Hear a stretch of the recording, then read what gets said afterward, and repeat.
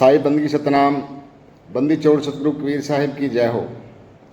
आज हम जानेंगे एक सत्संग के माध्यम से सतगुरु नितिन साहिब से कि हमारे जीवन का उद्देश्य क्या है, हम संसार में क्यों आए हैं,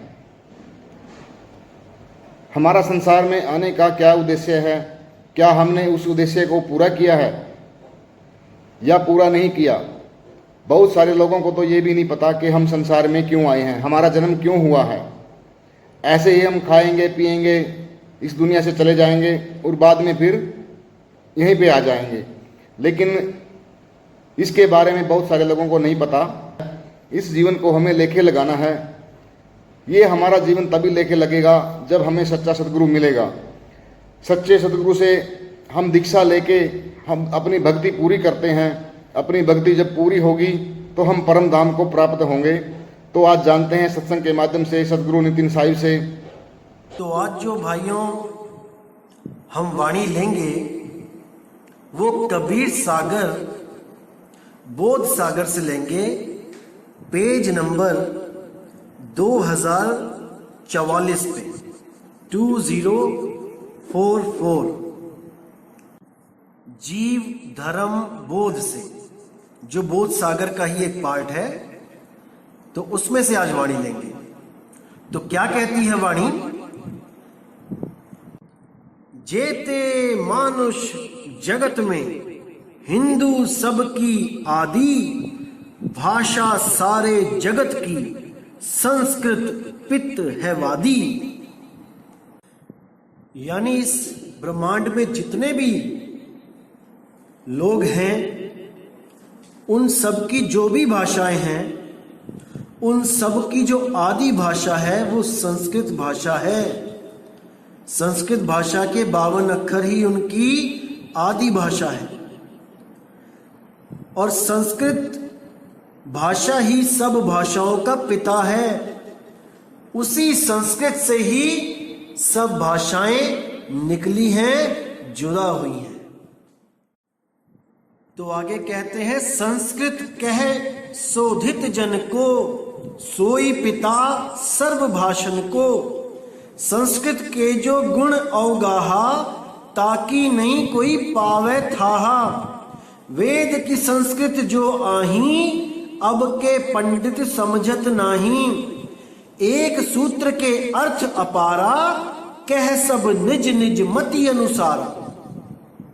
यानी जो संस्कृत भाषा है वो सब भाषाओं का पिता है। संस्कृत के जो गुण हैं उनको कोई बयान नहीं कर सकता, इतनी शुद्ध भाषा है। वेद की संस्कृत जो शुद्ध भाषा में है, अब के पंडित उसको समझ नहीं सकते। एक सूत्र के अनंतों अर्थ निकलते हैं, सब अपने अपने मन के अनुसार उन सूत्रों के अर्थ देके समाज को गुमराह कर देते हैं। उस सूत्र का असली अर्थ क्या है ये कोई नहीं जान पाता। आगे कहते हैं, मर्म न जाने अर्थ को सोई, यथा बुद्धि भाषा बुधलोई। गूढ़ अर्थ जाने ब्रह्म ज्ञानी, गुप्त वस्तु जही कछ न दुरानी। संस्कृत को वर्ण विचारो, और न कहूं अस युक्ति निहारो। प्रथम संस्कृत को वर्णमाला, और न कोई भाषा में भाला। तो यहां साफ कह दिया कि कोई भी उसके अर्थ को नहीं जान पाता और अपनी अपनी बुद्धि के अनुसार अर्थ लगा के बैठ जाता है।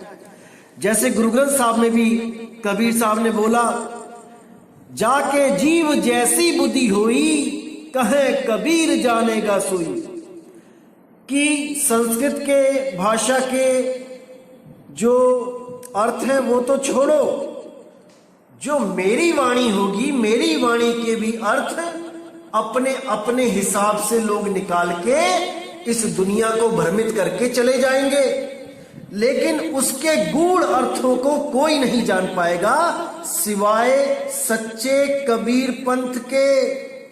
जो उस शब्द को जानता है, जो कबीर साहब जिसका प्रचार करने आए थे, अगर कोई ऐसा गुरु है जो उस शब्द को जानता है, उस भेद को जानता है, तब तो वो हर शब्द का सही अर्थ बता देगा, हर वाणी का सही अर्थ बता के एक सच्ची राह बता देगा।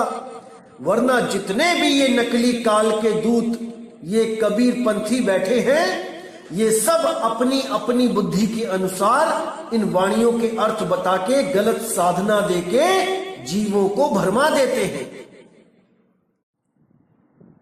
तो साहिब ने यहां साफ बोल दिया कि गूढ़ अर्थ जाने ब्रह्म ज्ञानी, गुप्त वस्तु जही कछु ना दोहरानी। यहां पे दुरानी लिखा है लेकिन यहां दोहरानी है कि वो गुप्त वस्तु है, कोई दोहराने वाला नाम नहीं है। वो गुप्त शब्द है लेकिन दोहराने वाला शब्द नहीं है कि उसको बार बार दोहराते जाओ 52 अक्षरों को। यहां पे साफ क्लियर कर दिया है कि उस शब्द का अर्थ कोई बिरला ही जानेगा, कि वो 52 अक्षरों का शब्द नहीं, वो शब्द एक वस्तु है, गुप्त वस्तु है। तो साहिब कहते हैं वस्तु कहीं ढूंढे कहीं कैसे लागे हाथ, गुप्त वस्तु तब मिले जब भेदी लीजे साथ। जब तक वो भेदी सतगुरु नहीं मिलेगा जो उस गुप्त वस्तु का भेद जानता है, जब तक इस जीव को जन्म मरण से छुटकारा नहीं मिल सकता। समझ जाओ मेरे भाई, इसको समझ जाओ। अगर आपके गुरु ने आपको इस आ ई ई उ के बारे में नहीं बताया, इस का खा गा के बारे में नहीं बताया, तो मेरे भाई आप अभी अधूरे गुरु के चंगुल में फंसे हो। जल्दी से जल्दी इस ज्ञान पे विचार करके उसके जाल से बाहर आ जाओ। वो सतगुरु नहीं, वो काल का दूत है जो तुम्हें 52 अक्षरों का ज्ञान नहीं बता रहा है और 52 अक्षरों को देके ही उलझा रहा है। जब तक तुम 52 के जाल से बाहर नहीं आ गए, जब तक तुम्हारा कल्याण नहीं हो सकता। अरे जब 52 का टूटे डोरा, सहजे छूटे काल झकोरा, फिर नहीं आए फिर नहीं जाए, सार शब्द में रहा समाए। इन सब 52 अक्षरों के शब्दों को, नामों को छोड़ के उस सार नाम का जो भेद बता दे, वही सतगुरु पूरा है। अरे सोई गुरु पूरा कहाए जो 2 अक्षर का भेद बताए। अब उन्हीं में 2 अक्षरों में से एक अक्षर है 52 अक्षर, जिसका भेद सतगुरु बंदी छोड़ गरीब दास जी को, धर्मदास जी को, नानक जी को, मदन साहिब जी को, पलटू साहिब जी को, सबको बता के गए हैं, सबको छुड़वा के गए हैं ये 52 अक्षर। और उस आदि अक्षर परम पिता परमात्मा का भेद बता के उनको मुक्त करवा के गए हैं। इसीलिए इन 52 अक्षरों को जानना बहुत जरूरी है, ना कि किसी भी गुरु के पास जाकर कोई भी तंत्र मंत्र उठा के ले आना। कोई भी मंत्र आपको काल से मुक्ति नहीं दे सकता, क्योंकि ये सारे मंत्र इन्हीं 52 अक्षरों के। अब साहिब कहते हैं संस्कृत को वर्ण विचारो और न कहूं अस युक्ति निहारो। प्रथम संस्कृत को वर्णमाला और न कोई भाषा में भाला। आदि के अक्षर 12 स्वर को ब्रह्म स्वरूप जानिए तिनको। आ आ ई ई उ ए ओ कहे औ अंग आह राम रमत सब रहे। 12 ब्रह्म बसे ब्रह्मंडा कथे कौन सब गुणमय मंडा। एक अकार ते 12 स्वर हैं व्यंजन सकल को परम पितर है। सबके आदि है एक अकारा ताते वृद्ध भये पुनिबारा। देखो कितना क्लियर कर दिया साहिब ने कि सबसे पहले जब भी आप गुरु के पास जाते हो, पहले संस्कृत के वर्ण विचारो, अपनी अपनी भाषाओं के वर्णों को विचार करो कि कितने प्रकार के अक्षर आप अपने मुख से बोल रहे हो, उन पर विचार करो। और न कहूं अस युक्ति निहारो, और किसी युक्ति पर अभी निहार करने की, उस पर विचार करने की जरूरत नहीं है कि कौन सा नाम जपूं परमात्मा को पाने के लिए। हिंदी में जपूं, पंजाबी में जपूं, कैसा गुरु मेरा बैठा हुआ है नाम देने के लिए, ये सब बात की बातें हैं। सबसे पहले उन अक्षरों पे ध्यान दो जो आपकी भाषा के अक्षर हैं। प्रथम संस्कृत को वर्णमाला और न कोई भाषा में वाला, यानी पहले उन वर्णमाला को जानो कि हमारे वर्णमाला कौन कौन सी है। अ आ इ ई उ ऊ ए औ अंग आहा, ये जितने भी अक्षर हैं ये सब वर्णमाला के अक्षर हैं। इन पे विचार करो। अब कोई भी इस पूरे ब्रह्मांड का गुरु मेरे सामने आके बैठे और वो बताए कि उसने नामदान देते वक्त अपने शिष्य को इस वर्णमाला का ज्ञान दिया कि नहीं। आप किसी भी गुरु के पास जाते हो और आपको गुरु जो नाम देता है उस नाम को देने से पहले क्या इन वर्णमाला के बारे में बताता है, या जैसे ही चेला आया कि गुरु जी मुझे काल से बचा लो, उठा के नाम दे दिया ओम सोहम सत्य कबीर, उठा के नाम दे दिया ज्योत निरंजन ओंकार आरंकार सोहम सतनाम, उठा के नाम दे दिया सतपुरुष अकाल मूर्त शब्द स्वरूपी राम, उठा के जाप दे दिया ओहम सोहम, उठा के मंत्र दे दिया सोहम। जब तक इन अक्षरों का भेद आपको नहीं समझ में आएगा, जब तक आप कोई भी मंत्र जपते रहो, आपका कल्याण नहीं हो सकता। सत्यलोक से चल के जब आए सतगुरु बंदी छोड़, तो धर्मदास को ये वर्णमाला सिखाने आए थे क्या, जो आज नर्सरी का एक बच्चा सीखता है अपने स्कूल में जाके। उनको क्या जरूरत थी ये काखा गागा आ आ ई बोलने की? क्या इन अक्षरों को बताना जरूरी था उस काल भगवान से इस जीव को छुड़ाने के लिए? विचार करो मेरे भाई, विचार करो। क्यों बोला गया ये ज्ञान कबीर सागर में?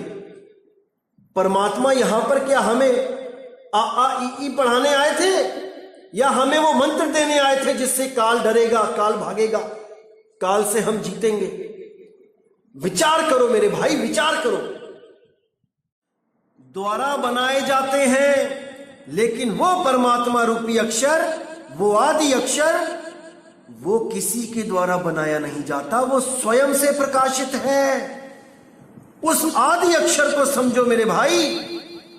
अगर उसको नहीं जाना तो समझो जिंदगी बर्बाद करके चले गए आप।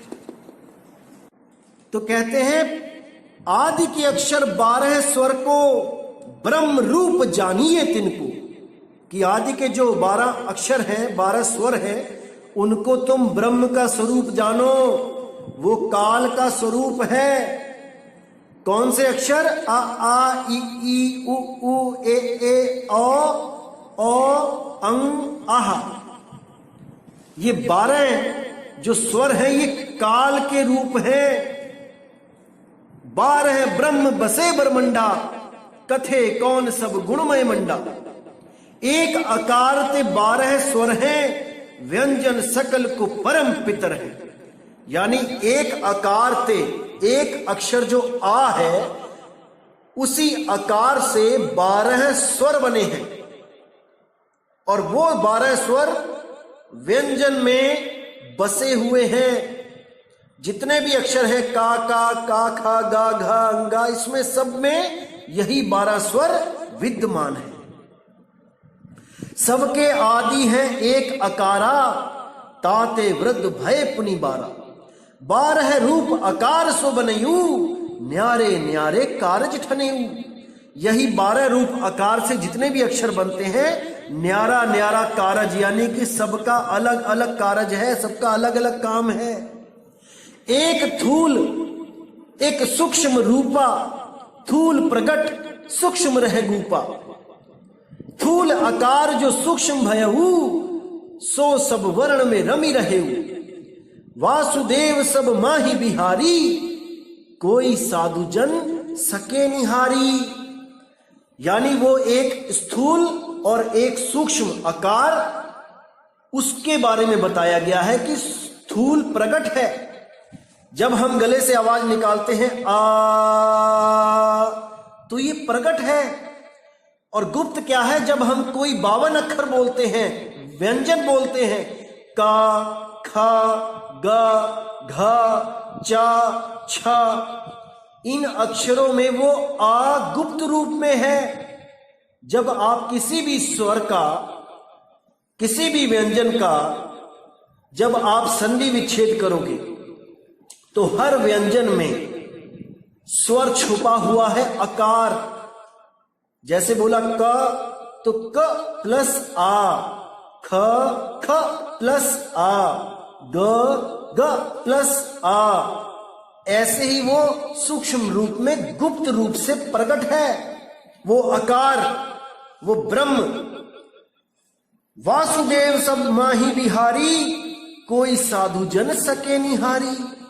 वासुदेव सब में विहारी यानी विहार करता है, उसमें प्रकट है हर अक्षर में, लेकिन कोई साधु जन ही उसको जान सकता है। लेकिन वो अक्षर क्या है, वो ब्रह्म है, वो आकार ब्रह्म है, कह आकार है। उस अकह आकार को कोई नहीं जान सकता जो 52 से न्यारा है। इस कह आकार को तो हिंदी भाषा के, व्याकरण भाषा के जो ज्ञानी हैं वो भी जान सकते हैं कि ये आकार छुपा हुआ है वर्णमाला में। इसका मतलब ये नहीं कि वो भेदी सदगुरु हो गए। वो कह आकार को तो जान सकते हैं, लेकिन अकह आकार को जान नहीं सकते, जो ऐसा आकार है जो कहा नहीं जा सकता। उसको केवल अनुभव किया जा सकता है जब भेदी सतगुरु उसका भेद बताता है। इन 52 अक्षरों को छुड़वा के उस आदि अक्षर का भेद बताता है। तो गुरु ग्रंथ साहब में भी कहा है, 52 आखर लोक त्रय, सब कुछ इन्हीं माही, ये आखर खिर जाएंगे, वो आखर इनमें नहीं। कि 52 अक्षरों के द्वारा जितने भी 3 लोक में ग्रंथ बने हैं वो सब खिर जाएंगे, उनमें लिखे सब मंत्र खिर जाएंगे, उन मंत्रों को जपने वाले भी खिर जाएंगे, लेकिन वो आदि अक्षर इन 52 में नहीं है। कोई उस 52 में उस आदि नाम को ढूंढ ही नहीं सकता। इसीलिए साहिब ने बोला, 33 अरब ज्ञान हम भाखा, मूल ज्ञान गुप्त कर राखा।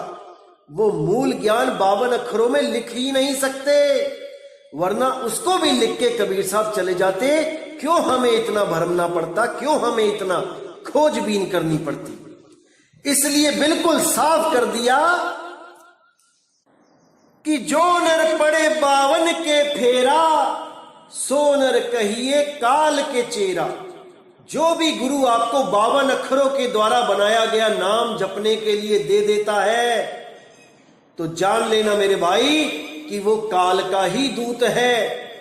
चाहे वो आपको देवी देवताओं के नाम दे, चाहे वो आपको कबीर साहब का नाम दे, अगर वो नाम जपने में आ गया तो मेरे भाई समझ जाना कि आप काल दूत के पंजे में फंस गए हैं। आप निकल नहीं सकते उन 52 से। तो भाई विचार कर लो, अभी भी समय है, अभी समय है मेरे भाई, विचार कर लो।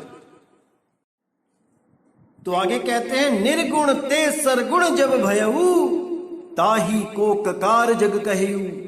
जब आकार निज रूप गहाया, होए ककार 10 में दर्शाया। पुत्र पौत्र सही तथा न कर, काखा गाघा 10 में दर। पंच ब्रह्म रह 10 में द्वारा, तिनके पुत्र अग्र पगधारा।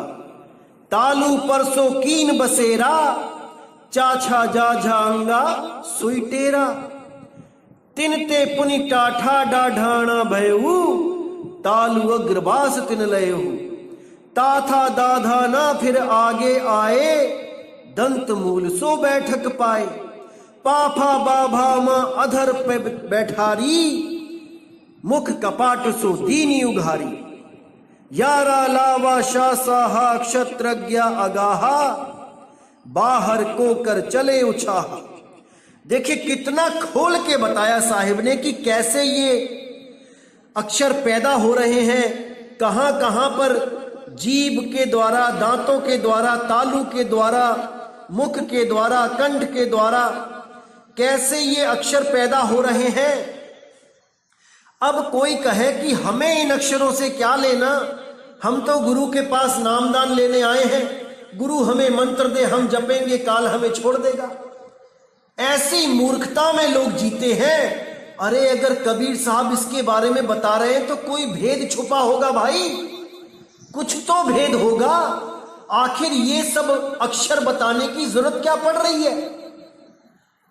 इसलिए पड़ रही है मेरे भाई क्योंकि आपने केवल काल का नाम सुना है, अभी काल के जाल को आप जानते नहीं हो। ये बंदी छोड़ जानता है कि काल ने कैसे उलझा रखा है, क्या है काल का असली जाल। इसी जाल को धर्मदास को अच्छी तरह समझाया जा रहा है कि धर्मदास अच्छी तरह समझ लो ये 52 अक्षर कैसे पैदा होते हैं। यही काल का जाल है। जीवों की आस इन्हीं मंत्रों से, इन्हीं अक्षरों से जोड़ दी गई है। इन्हीं अक्षरों को तोड़ मोड़ के, जप के, नए नए अक्षर पैदा करके जीवों को उलझाया गया है।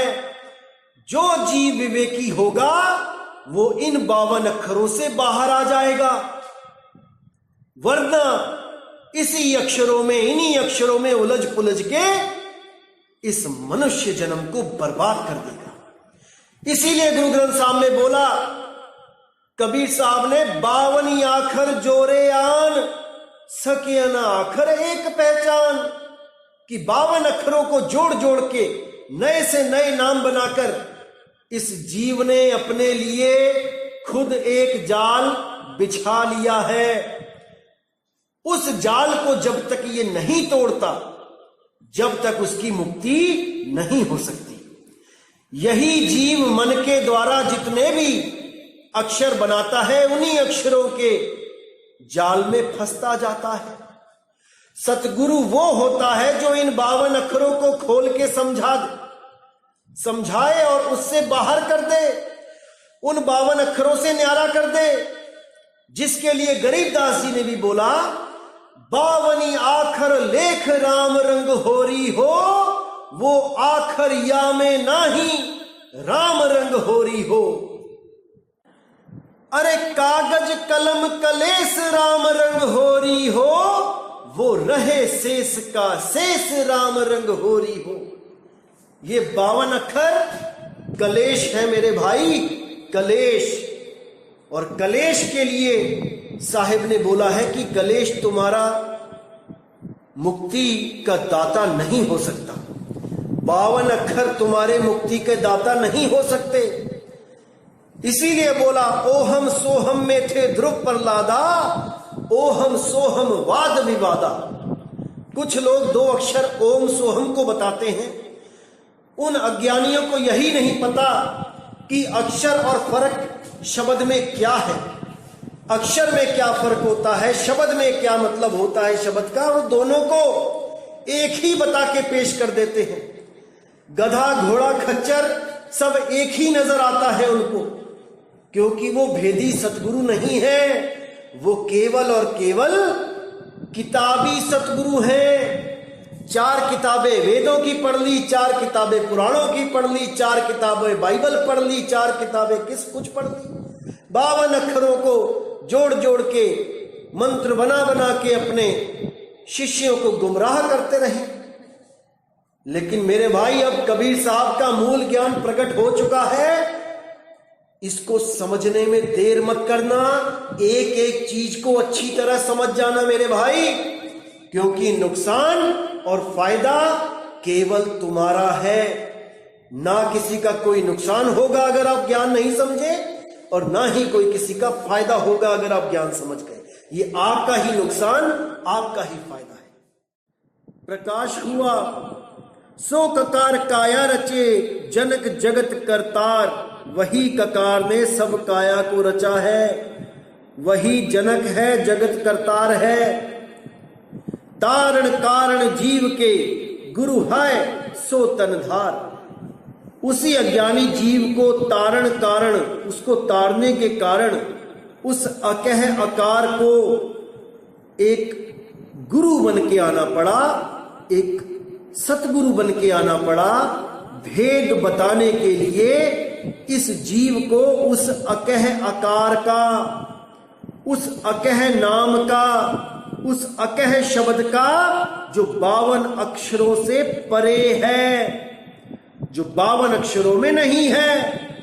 और जो लोग आपको भ्रमित करने के लिए बोलते हैं कि 52 अक्षरों में ही नाम मिलेगा, 52 अक्षरों को ही जपना है सारी उम्र, तो मेरे भाई आप उनकी चाल को समझ जाओ। वो काल के दूत हैं, काल के दूत। समझ जाओ इन बातों को मेरे भाई, समझ जाओ। इसीलिए साहेब ने बीजक में भी बोला, शब्द शब्द सब कोई कहे, वह तो शब्द विदेह, जीवा पे आवे नहीं, निरख परख कर ले। अरे होठ कंठ लागे नहीं, जीव्या नहीं उच्चार, गुप्त वस्तु जो लख है सो है हंस हमार। इसी के चलते बाबा बुल्ले शाह ने भी बोला, ना मैं अरबी ना लाहौरी, ना मैं हिंदी शहर न गौरी, ना हिंदू ना तुर्क पशौरी, ना मैं रहंदा विच नदौन, बुल्ला की जाना मैं कौन। अव्वली आखिर आप नो जाना, ना कोई दूजा होर पछाना, मैं तो होर ना कोई सियाना। कि उस अव्वल अक्षर को मैंने जाना कि मैं हूं, मेरा निज स्वरूप। अव्वल अक्षर आप नो जाना, ना कोई दूजा होर पहचाना। बाकी अक्षरों को मैंने नहीं जाना जो मेरे द्वारा ही पैदा होते हैं, मैं उनको नहीं जानता। तो बिल्कुल क्लियर है मेरे भाई कि अगर 52 अक्षर के जाल में आप फंस गए तो आपको कोई नहीं निकाल सकता। इससे निकालने के लिए केवल और केवल भेदी सतगुरु का सहारा चाहिए और कुछ नहीं। आपको बता दूं मेरे भाइयों कि आजकल ये काल के दूत हमारे सत्संग सुन सुन के ये लोगों को भ्रमित करना शुरू कर दिया इन्होंने कि अब हमारे गुरु 4 बार में नामदान देंगे। जो पहले 3 बार में नाम देते थे आज 25 साल तक, वो अब 4 बार में नाम देने की बात कर रहे हैं। जो पहले प्रमाण दिखा दिखा के बोलते थे कि सतगुरु वो होता है जो 3 बार में नाम देता है, वेदों के द्वारा भी दिखाते थे, कबीर सागर के अनुसार भी दिखाते थे, आज वो 4 बार में नाम देने की बात करके खुद को ही झूठा साबित करने में लग गए, केवल इसीलिए कि आप लोगों को सार नाम का झांसा देके रोका जा सके। सार नाम के बाद सार शब्द का झांसा देने के लिए तैयार बैठे हैं ये लोग कि सार नाम के बाद सार शब्द दिया जाता है। ऐसा मूर्ख बना दिया है इन लोगों ने कि लहर अबदाना। लेकिन मेरे भाई आपने भ्रमित नहीं होना है, परमात्मा ने आपको बुद्धि दी है, आप उनसे सवाल जवाब करो कि आज तक जब 3 बार में नाम दिया जा रहा था, आज 4 बार में कैसे हो गया। कल तक वेदों का सहारा ले लेके हमें यकीन दिलाया जा रहा था कि परमात्मा वो बंदी छोड़ सतगुरु रूप धारण करके आते हैं, 3 बार में नाम देते हैं, अब वो 4 नाम में कैसे बदल गया।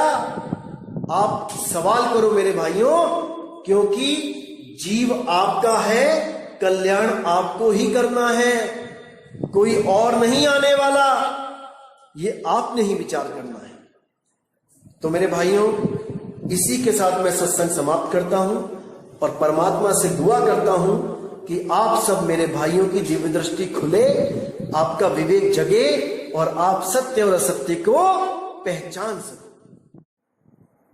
एक बात और बताना चाहूंगा मेरे भाइयों कि बहुत से लोग हैं जो ये सवाल करते हैं कि क्या सबूत है कि कबीर साहब ही मदन साहिब को राधापति के नाम से मिलने आए, क्योंकि ऐसा नाम तो उन्होंने अपना कभी रखा ही नहीं। उन्होंने अपना नाम सत्सुकृत करुणामय मुनिंद्र कबीर रखा, राधापति जैसा नाम कभी नहीं रखा। दोस्तों, ये मदन साहिब की परीक्षा ली जा रही थी कि मैं राधापति के नाम से अगर मैं बोलूंगा अपना नाम तो मदन देखता हूं मैं क्या कहेगा। कहीं इसकी आस्था किसी देवी देवताओं में जैसे कृष्ण जी या किसी और में तो नहीं है। तो जब उन्होंने राधापति बोला तब मदन साहिब ने साफ इनकार कर दिया कि मुझे राधापति नहीं, मुझे कबीर चाहिए। तो बाद में राधापति उर्फ कबीर साहब ने अपना भेद बताया कि मोको कहाँ ढूंढे रे बंदे, मैं तो तेरे पास में, मैं ही वो बंदी छोड़ कबीर हूं जो तुम्हें वो परम ज्ञान देने आया हूं जो बाबा नानक, गरीबदास, पलटू दास, भीखा दास सबको 52 अक्षरों से परे का जो ज्ञान दिया वही ज्ञान तुम्हें देने आया। तो जैसे अभी धर्मदास जी को ये 52 अक्षरी ज्ञान कबीर साहब ने दिया और इन 52 अक्षरों को छुड़वा दिया और उस नी अक्षर धुन का भेद बताया जिसके बारे में गुरु ग्रंथ साहब में लिखा है शब्द गुरु सुरत धुन चेला, जिसके बारे में गरीबदास जी महाराज ने कहा हम हैं शब्द शब्द हम माही, शब्द से भिन्न और कछु नाही, शब्द न बिन से देही, कहे कबीर हम शब्द से नहीं। वही शब्द धुन, वही शब्द गुरु का भेद बताने के लिए मदन साहिब को चुना। तो देखिए मदन साहिब का जो ग्रंथ है नाम प्रकाश, उसमें जब कबीर साहब ने 4 भेदों का जिक्र किया तो उसी में पहला भेद जो है उसको आप अच्छी तरह समझेंगे तो आपको समझ में आएगा कि जो यहाँ गरीबदास जी को समझाया जा रहा है वही चीज मदन साहिब को भी बताई जा रही है, ताकि 52 अक्षरों से इनको अलग कर दिया जाए, 52 अक्षरों से न्यारा कर दिया जाए।